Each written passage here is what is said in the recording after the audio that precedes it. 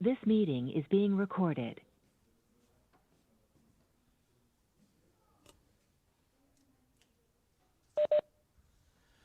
Good evening, everybody. Welcome to the last two keynotes for the first day at the eCAADe 38 in Berlin. It's a pleasure that you and everybody is still online, especially under these certain circumstances here. We will have two keynotes. One is done, the first one by Lars Krückeberg, the second one by Thomas Spiegelhalter. And first, I would like to make an announcement again, which I also said already at lunchtime, that we still, from the eCAADe community, would like to address that all young researchers under 35 who have submitted a paper also tell their moderators that they would like to participate in the Ivan Petrovich Award. And secondly, once we close the last two keynotes, we still have a wonderful bar online for social events, the Mo's Isley Bar. And there we're going to have two wonderful live acts. Actually, one session directly streamed from Australia, and the other one is a techno live set from Poland. My pleasure is now to introduce Lars Krückeberg. Lars Krückeberg studied architecture at the Technical University Braunschweig, Germany, the Università degli Studi di Firenze, Italy, and the German Institute for History of Art in Firenze, Italy. He graduated with a diploma in Braunschweig and received his Master of Architecture at the Southern Californian Institute of Architecture, Los Angeles, I think probably most known as SCIARC. And after visiting professorships also at the Aachen University of Hamburg and the RWTH Aachen, Lars has been a visiting professor in TU Delft in 2017 and 18. In 1998, Lars established Graft in Los Angeles together with Wolfram Putz and Thomas Willemeit. With additional offices in Berlin and Beijing, Graft has been commissioned to design and manage a wide range of projects. Graft has won numerous national and international awards and earned an international reputation throughout its existence. In 2009, the Graft founding partners co-founded Solar Kiosk together with Andreas Spies, which affiliate companies are incorporated in 10 countries worldwide today. The Solar Kiosk enables and empowers BOP communities worldwide with the provision of renewable energy services, products and solutions, thus creating both triple bottom line impact and profitable business centers. With Graft Brand Lab, Lars, Wolfram and Thomas established a branding agency together with Linda Stanida in 2014. the agency operates at the interface of architecture, design, and branding. Since 2015, Graph offers sustainable housing systems in modular design to construct accommodations for refugees quickly. The company called Heimat 2 was founded together with 3 other companies working in project development and communication. Lars, Wolfram and Thomas, together with Marina Bether, curated the German pavilion with the topic Unbuilding Walls in Venice at the Biennale 2018. The theme Unbuilding Walls explored the architecture of division and inclusion. In 2018, Lars was elected as one of 9 scholarship holders of the German Academy Villa Massimo Rome. Especially the social aspects which are addressed by Graph are of great interest as they contribute to the conference topic Anthropologic. These social aspects are the main reasons to invite Lars as keynote speaker at this year's eCAADe conference. Primarily the project Parametric Traumgestaltung, the redesign of intensive care units in hospitals, is of great interest. The title of Lars' lecture today is Evidence-Based Design, How Algorithms and Good Architecture Can Heal. It is a pleasure to welcome Lars Krückeberg on stage. Thank you, Lars.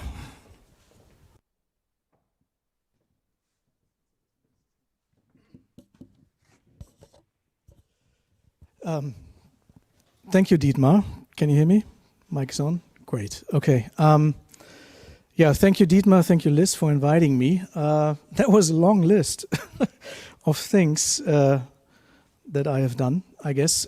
Today, I only talk about one little project, but I think it's an interesting project. Maybe a little bit different than what you have heard today and what this conference is about. But it might, well, you decide if it might make sense to you or not. I want to talk about evidence-based design today and about this project that Dietmar was mentioning in the end, Traumgestaltung.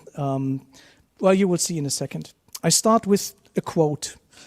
This is a quote by a famous painter, German painter who lived in the last century, who basically really put into drawings the devastating milieu of Berlin, especially Berlin, in a time where tuberculosis was everywhere, where people were disenfranchised, where the working class suffered. And they lived in very devastating conditions here in Berlin. So basically what he said is, yes, you can kill a person with an apartment just as well as with an axe. And I think that's a bold statement, but in a way, I think everybody would agree, yes, there's some truth to it. We ask ourselves, well, today it might be different, but if it is different, why don't we turn around that question or that quote? And the question is, can we heal with architecture? And then how would you do this? Without just saying, it's like, oh, we're going to heal things. I think it's the same thing. I think we have an understanding, all of us, that good architecture and a built environment that is healthy can contribute to the well-being of a person. I think we can all agree. But how do you prove this? How do you make it possible to actually make that statement? So it's not just, oh, yeah, I think it's better than the rest. There's a lot of things in our world, in architecture, is based on, I like it or I don't like it. So evidence-based design is something that we think is really interesting. So what is evidence-based design? It's a term that comes from medicine. In medicine, luckily for us, there are not really questions, oh, I like it or I don't like it. It's fact-based. And evidence-based design is a term that comes from the 80s. And it was a person like Ulrich in '84 that came up with it. He basically tried to see if a person in a hospital heals better if he has access to daylight. A simple question. And he would say, it's like, yeah, I mean, of course, but the truth is not all hospitals and all beds have the same kind of proportion of daylight as you would think. So he did a research there, and he basically said, yes, you can, with the evidence of the window being there or not, you can actually have scientific facts if people heal better or they don't. Now, taking this as a starting point, it comes from medicine, but EBD, evidence-based design, is now applied to all kinds of disciplines. And we try to really bring it back into architecture, but on the grounds of being in a hospital. So we started something, nobody commissioned us to do this, but this question of can we prove that architects and designers can actually contribute to the healing of a person? Can we make this a fact? So we approached the Charité here in Berlin. The Charité is the oldest hospital that we have in Germany. It's one of the best, if not the best. It's also the hospital with their experts that are right now consulting our government on the pandemic that we have globally. And they're doing a good job. So we approached them and told them, where can we help? How can we prove that this is possible?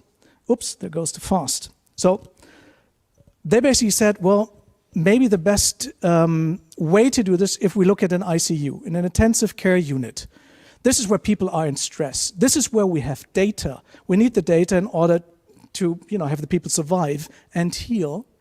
So it's a data-driven process that is in a controlled environment. And the people need help. They need to heal fast because they're in stress, they're in pain.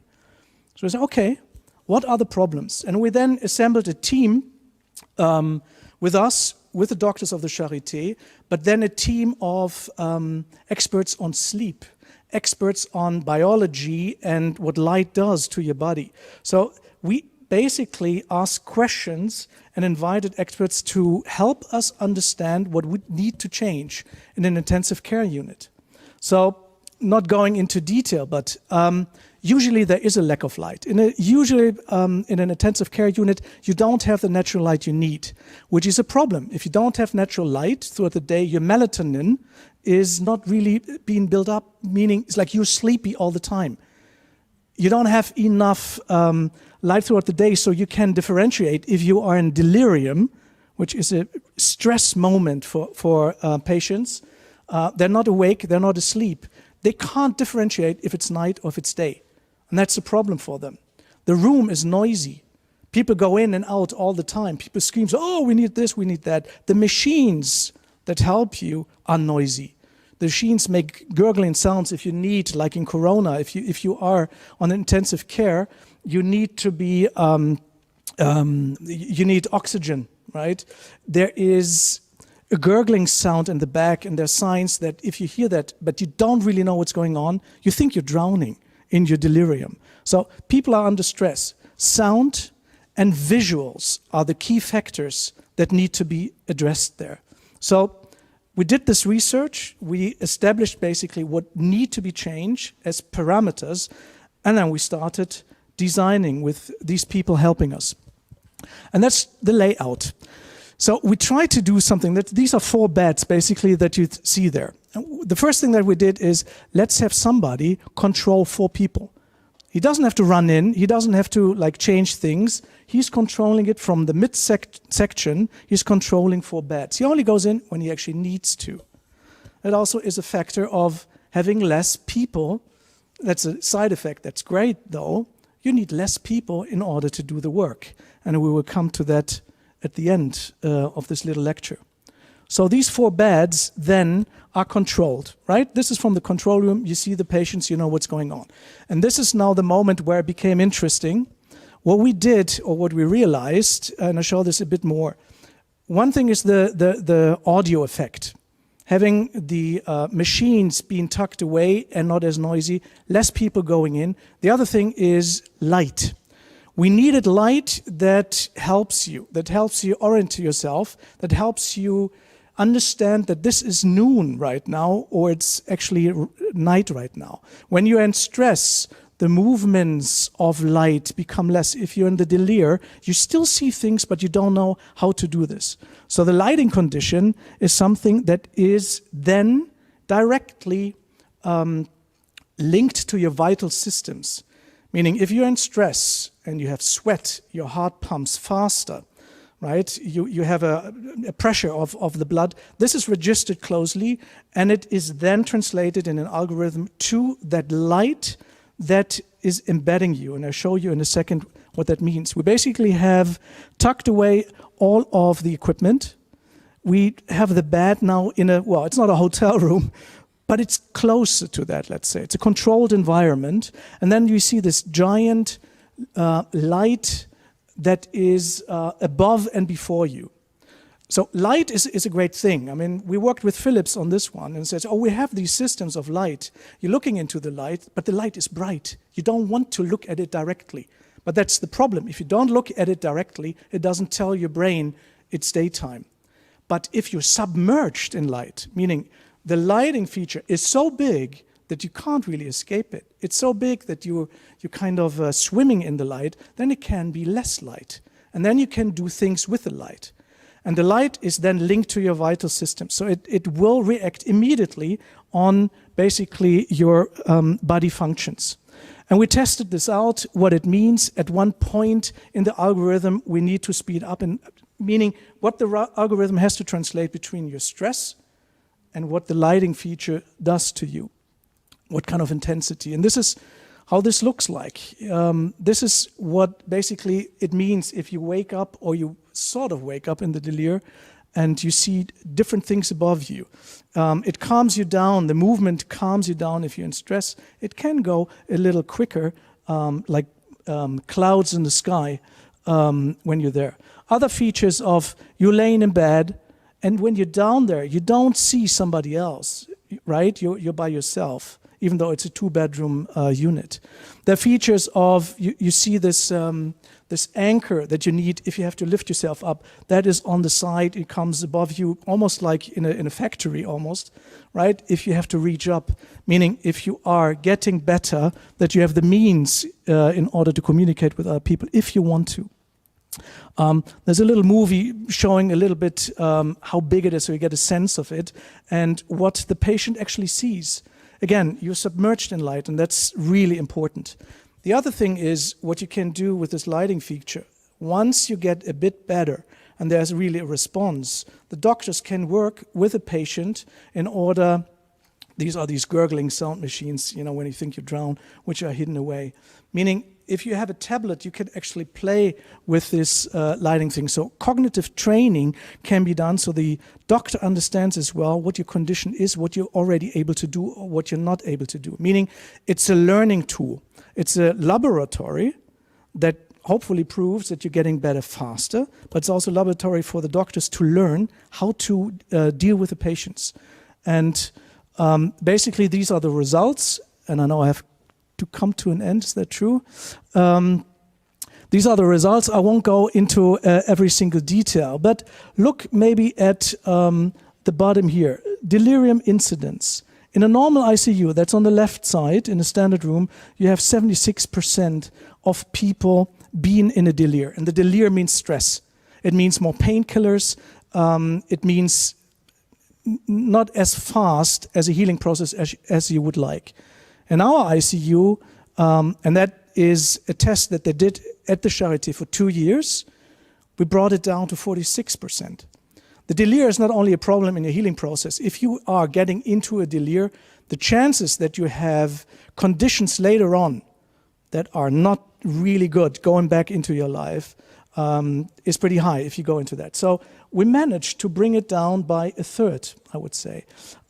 We also managed to have the people out of the ICU much faster than in a standard room. And that's not me now saying, you know, that's what we think happened. This actually is medical proof that did 2 years of studying in order to prove that the ICU actually works. And that, I think, is maybe the first. I'm not so sure. That I haven't really checked, but at least for us, it is the first given proof that architecture can heal. If you bring the right data together and you translate it into a synchronized system that then helps you. So this project started in 2011. It went to 2014. It still goes on, meaning the laboratory is now used there in order for the doctors to understand how to even make it better, how to use this algorithm in a way that it has even better outcome. So, and it's the first patent that we got through as architects. The solar kiosk was impossible to get a patent because it's synchronizing a lot of different things, but you can't do a patent. We have a patent on this, actually. If somebody wants to build this, they have to ask us. And that, maybe as a last slide, which I think is interesting. Evidence-based design, basically, is something that we need in these days. In a post-factual world, we like to use facts in order to influence our design, to convince people that is the right way forward. And you can use the data of these evidence-based design in order to make design decisions. So you measure things, then you master it, you take this and create a design out of it, and then you have a merit. And the merit is in the benefit, in this case, for the patients, but it's also a merit because the ICU working faster creates money for the hospital. And that is a huge factor in our systems. So we hope that this goes further, and maybe at one point there's a merit for us as well. Other than talking about it and being proud about it, maybe we actually make some money with that one day, but that was not the first idea. So this was my lecture so far. Thank you very much.